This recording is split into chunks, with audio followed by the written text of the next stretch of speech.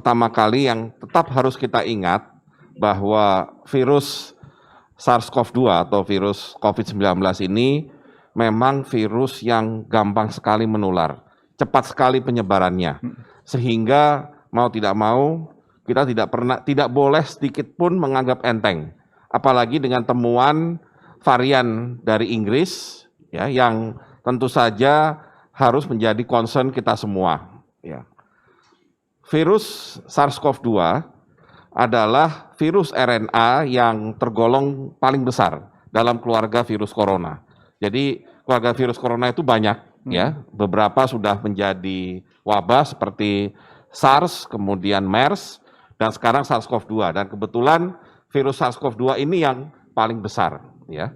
Dan kemudian yang juga harus diperhatikan, cara penularannya adalah seperti yang kita tahu melalui droplet. Jadi sangat mudah melalui butiran air, ya, yang bisa terjadi kalau kita bicara dan seterusnya. Jadi penularannya antar manusia, ya, dan sangat mudah. Dan kemudian daya tularnya sangat tinggi, 20 kali dibanding SARS, ya. Kalau mungkin ada yang sebagian masih ingat waktu SARS kejadian di tahun 2000-an, ya, sempat membuat beberapa negara juga berhenti kegiatan ekonominya. Yang ini 20 kali, ya. Dan satu lagi, virus ini mudah beradaptasi dengan host. Nah, karena mudah beradaptasi dengan host, ya, dan virus itu hanya bisa hidup kalau ada hostnya. Nah, maka terjadilah mutasi, ya. Mutasi itu terjadi karena adaptasi dari virus itu terhadap host. Dan kemudian proses mutasi dan adaptasi itu terjadi baik dari host ke host, ya, dari orang ke orang, kemudian akhirnya juga lintas etnisitas, ya, dari satu etnis ke etnis lain, dan akhirnya dari satu wilayah ke wilayah lain, ya. Jadi kalau dilihat begitu mudahnya penyebaran ini. Nah, pada saat ini seperti kita tahu sudah disampaikan oleh pihak Inggris mengenai varian baru, ya. Namanya memang mungkin masih terlalu panjang, ya. Jadi varian under investigation 2020-12-01, 1 Desember 2020. Mungkin untuk mudahnya Mas Wiryo, kita sebut saja SARS-CoV-2 yang varian Inggris, ya.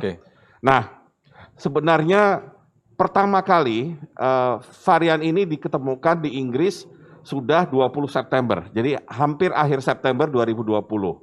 Dan per 13 Desember sudah lebih dari 1.100 kasus yang terdeteksi di Inggris Raya, ya. Dan kemudian peningkatannya itu begitu cepat, ya, sehingga kalau kita lihat di bulan November dan terutama bulan Desember terjadi peningkatan yang luar biasa, sehingga di Inggris bagian tenggara yang paling banyak terdampak, dari seluruh isolat virus yang berhasil ditemukan dari pemeriksaan sampel, 50%-nya mengandung varian ini, ya. Jadi sudah sangat masif di Inggris. Nah, kemudian kenapa bisa ditemukan di Inggris, ya? Atau kenapa munculnya di Inggris? Ini bukan suatu kebetulan. Ini bukan kebetulan, ya. Inggris itu adalah salah satu negara yang punya monitoring dan surveillance genomik dan molekuler yang mungkin terbaik di dunia. Karena itu mereka bisa mendeteksi bahwa ada mutasi yang ternyata bisa menyebabkan penularan yang lebih cepat. Jadi yang sudah terlihat di Inggris, penularannya terbukti lebih cepat, tetapi belum ada bukti bahwa varian ini menimbulkan tingkat keparahan yang lebih, ya. Jadi tidak membuat penyakitnya menjadi lebih berat dan juga tidak menambah tingkat kematian, ya. Jadi masih fokus pada kemudahan untuk menyebarnya tadi. Tapi kita tentu tidak boleh lupa bahwa kalau kita bicara penyebaran virus SARS-CoV-2 ini, berarti kan langsung terkena kepada orang-orang yang berpotensi seperti komorbid maupun orang tua. Jadi kita tetap intinya harus berhati-hati. Nah, kemudian seperti apa kira-kira mutasi yang terjadi ini? Kita ingat beberapa saat yang lalu kita juga pernah dihebohkan dengan varian D614G, yang waktu itu dari lapangannya tidak terbukti menimbulkan penyebaran yang lebih cepat, demikian juga keparahan dan kematian. Nah, jadi bedanya yang sekarang ini ternyata memang dilihat dari data penyebarannya memang lebih cepat. Dan salah satu yang dipengaruhi oleh virus atau varian ini adalah dia dalam tanda petik menyerang bagian yang disebut sebagai receptor binding domain. Ya. Nah ini tentunya agak beda karena yang D614G tidak menyerang RBD tersebut. Nah kemudian selain Inggris ternyata ada kasus yang mirip ditemukan di Afrika Selatan dan Australia. Ya. Mirip dalam pengertian tidak sama persis, tidak identik, tetapi punya penularan yang lebih cepat. Ya. Dan satu lagi dampak dari adanya varian ini adalah pada pemeriksaan PCR. Ya. Jadi mesin PCR itu salah satunya dia mendeteksi gene S, ya, spike. Nah, kalau dia mesin PCR-nya, diagnostiknya menargetkan gene S, maka ada kemungkinan ada gangguan akurasi, ya, dengan adanya varian ini. Ya, boleh dilanjutkan, ya. Nah, ini saya ingin menunjukkan bahwa varian ini menimbulkan penyebaran lebih cepat. Nah, di Inggris, misalkan kalau kita lihat grafiknya, yang sebelah kanan terjadi kenaikan, ya. Dan saat ini posisi Inggris R-nya itu lebih dari 1. Artinya kalau satu orang membawa virus, dia akan menyebarkan ke lebih dari 1 orang, ya. Padahal target kita kan harus 1 orang atau tidak ada yang ditularkan. Ya. Jadi terjadi peningkatan, ya. Kemudian data berikutnya bisa disampaikan, lanjut. Ini menunjukkan bahwa di daerah Inggris Tenggara, ya, jadi termasuk London di situ, terjadi peningkatan kasus harian yang jauh lebih cepat dibandingkan kasus nasional se-Inggris. Ya. Jadi memang varian ini yang menyebabkan terjadinya peningkatan kasus harian lebih cepat. Ya, lanjut. Nah, satu lagi juga setelah dilihat sampel-sampel positif, ya, yang terjadi di Inggris di awal bulan Desember, ternyata mayoritas di London bahkan sampai 60% itu sudah mengandung varian tersebut. Jadi memang varian baru ini harus benar-benar diwaspadai. Ya. Lanjut. Nah, kita melihat beberapa hari atau beberapa minggu terakhir, begitu banyak negara yang mulai membatasi atau melarang ya, pergerakan orang dari Inggris ke negaranya.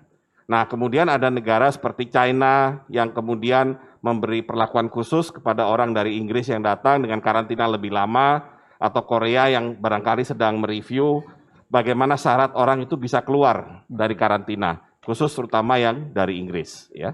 Lanjut. Nah, apa implikasinya? Ini kan topik dari talk show kita pada sore hari ini. Ya. Pertama tentunya kita harus sangat waspada. Ya, dengan tingkat peningkatan kasus positif dan juga infeksi yang makin tinggi, tentunya kita harus menjaga agar varian ini tidak sampai ikut membuat keadaan menjadi lebih berat, ya. Tetapi saat ini kalau kita coba simpulkan, belum ada bukti yang menunjukkan varian ini sudah ada di Indonesia atau sudah menyebar di Indonesia, belum ada bukti, ya, belum ada bukti. Meskipun harus diakui genomic dan molecular surveillance kita tidak secanggih seperti Inggris, ya. Nah, kalau kita lihat ada 2 negara tetangga kita yang sudah kedatangan varian ini. Yang satu adalah Australia dan kemudian baru saja itu adalah Singapura.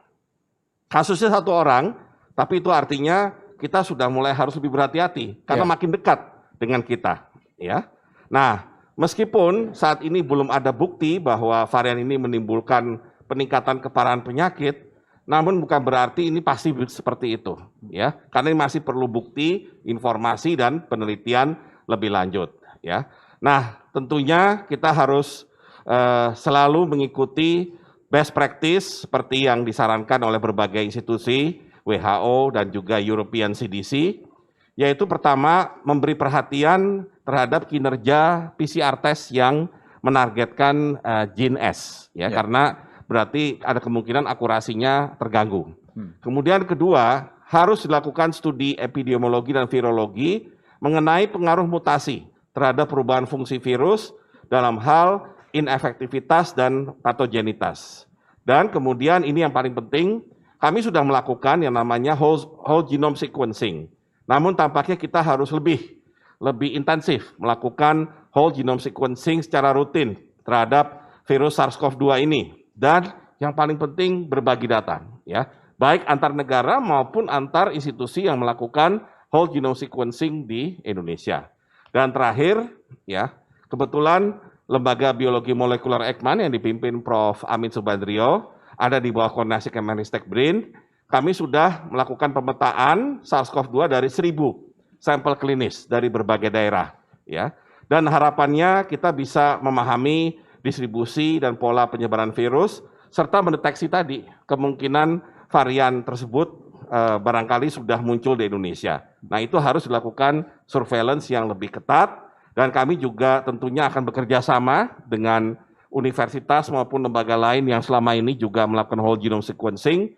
Dengan satu catatan, kita harus semua berbagi data, berbagi informasi, sharing data. Tidak boleh ada yang disembunyikan, karena ini kita berhadapan dengan musuh dalam tanda petik yang tidak kelihatan. Dan ternyata juga belum kita kenal sepenuhnya. Jadi penting sekali untuk kita meningkatkan yang namanya molecular dan genomic surveillance. Demikian mungkin yang bisa saya sampaikan Mas Wiryo.